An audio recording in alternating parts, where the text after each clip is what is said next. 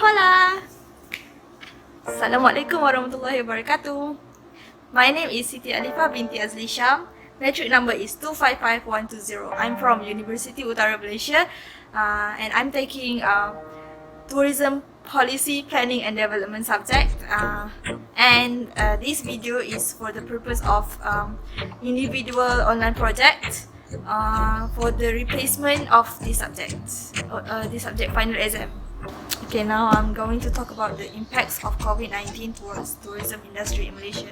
Not just Malaysia and not just tourism industry that have been hit really hard by COVID-19. Because of this pandemic, every industry, especially tourism industry, because tourism industry requires people to interact with each other. The first impact of COVID-19 towards tourism industry in Malaysia is in terms of tourist destinations.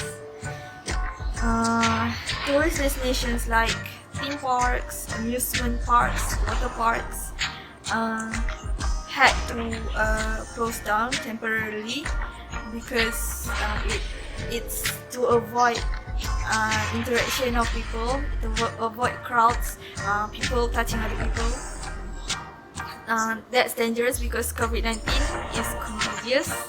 Tourism premises, tour and travel premises, service premises had to brace the absence of customers. Yeah, just like in Florida. Florida is known as and is famously known for many things related to tourism, and one of them is amusement park. Now, due to this pandemic, tourism business like theme parks and tourist destinations that easily attract crowds might have to limit the capacity of visitors. Thankfully, because of the modern technology, because the existence of modern technology helps business in operating using e-commerce, doing the promoting and communicating with consumers through online platforms like social media. The second impact on tourism industry is in terms of hospitality industry. Hospitality has been hit the hardest due to the MCO. There were hotels that had to be closed down temporarily, and some hotels even had to shut down completely because of the absence of visitors.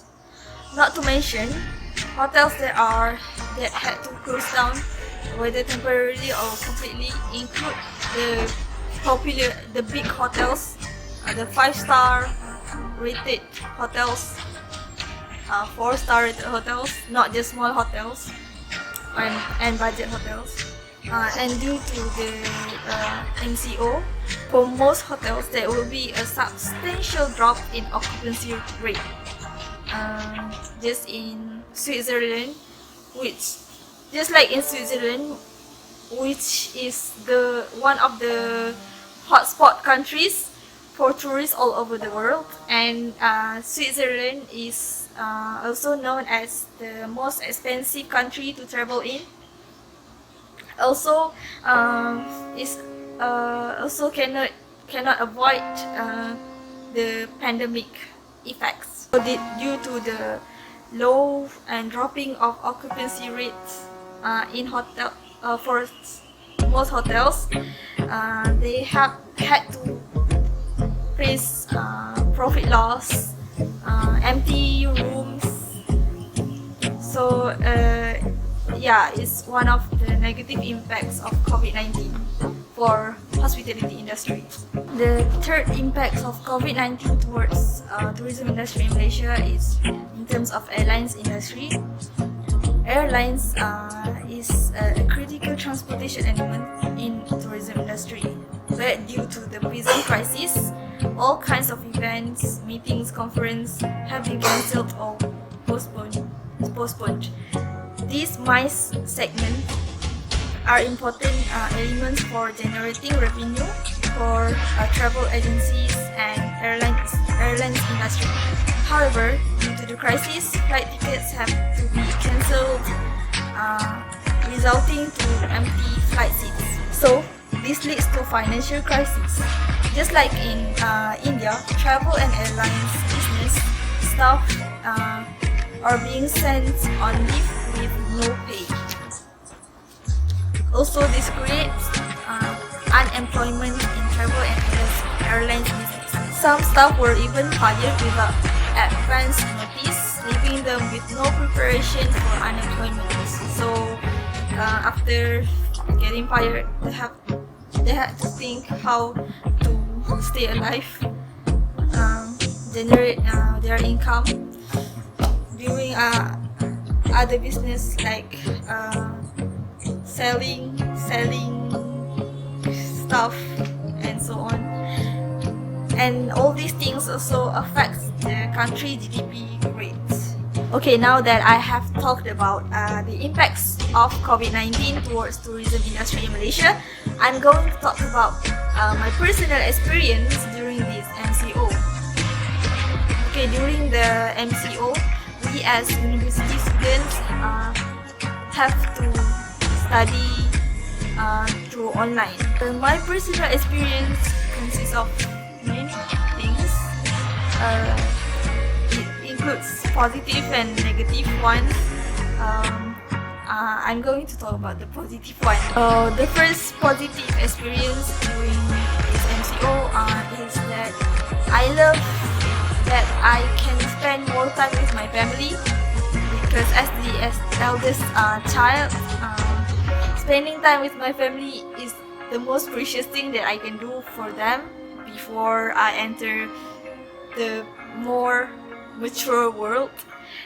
So this MCO allows me to spend more precious time with them. The second thing that I like about this MCO is online learning allows me to have to do my work at my own pace, because at university we wouldn't have that privilege to do our work at our own pace. Some are slow, some are fast. And to tell you the truth, I am currently in my final year. So as final year tourism students, we have to do a final year project paper or research paper.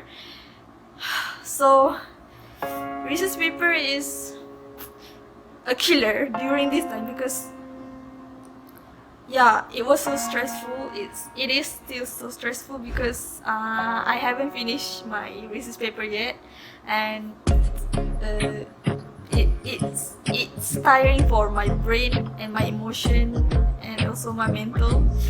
I admit that I have cried many times just because of this FYP, because it's so hard to do it alone.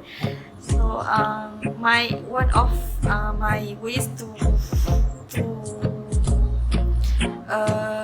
handle this is by keeping in touch with my friends, other friends who are also doing FYP, because it reminds me that I'm not alone. But despite all the hardships that I've been going through during MCO, I have helpful and supportive people around me, like my mom, my siblings, and my classmates, my besties, who always video call me to ask me if I'm okay. Thank you. So yeah, this MCO give me many experiences